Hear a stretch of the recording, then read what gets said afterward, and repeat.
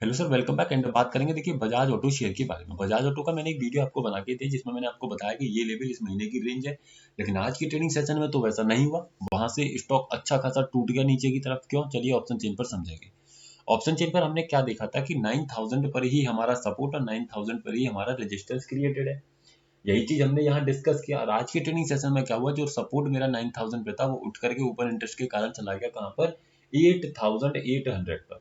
तो ऐसे केस में क्या हुआ, ऐसे केस में सपोर्ट की तरफ से तो बेरिश प्रेशर है ही, लेकिन जो बॉटम हमारा 8900 बन रहा था, अब वही बॉटम क्या हो गया, 8800। तो आपको डेटा देखना चाहिए, समझना चाहिए, उसके बाद ही ट्रेड्स में एंटर करना चाहिए। अब क्या हुआ, रेजिस्टेंस अपने आप में 9000 पर ही बना हुआ है, यानी कि टॉप तो डिसाइडेड है 9000, लेकिन बॉटम में कहीं ना कहीं कंफ्यूजन अब क्रिएट हो गया कि 9000 रहेगा या फिर 8800, है ना। इस चीज को ध्यान में रखिएगा। तो ओवरऑल अगर यहाँ पर समझा जाए, अभी के अकॉर्डिंग जो दिखाई दे रहा है वो ये दिखाई दे रहा है कि रेजिस्टेंस एक अच्छी सपोर्ट जो है एक अच्छी तरीके से गया है 8800 पर। तो ऐसे केस में कहीं ना कहीं स्टॉक में और थोड़ा सा डाउनसाइड का मोमेंटम आएगा। वहीं आज के ट्रेडिंग सेशन में 8860 तक हमने स्टॉक को टूटते हुए देखा।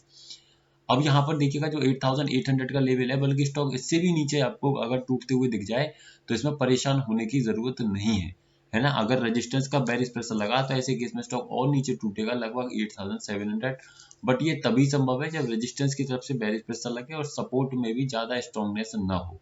सपोर्ट भी अगर हल्का यानी कि कम स्ट्रॉन्ग होगा तो ऐसे केस में स्टॉक में क्या दिखेगा कि कहीं ना कहीं डाउन साइड का मोमेंटम आने वाले ट्रेडिंग सेशन में दिख जाएगा। ओवरऑल अगर समझा जाए तो आने वाली ट्रेडिंग सेशन में अभी के लिए जो दिखाई दे रहा है वो 8800 पर ही इसका सपोर्ट क्रिएट होगा। रेजिस्टेंस की बात करें तो रेजिस्टेंस बनेगा 9000 पर।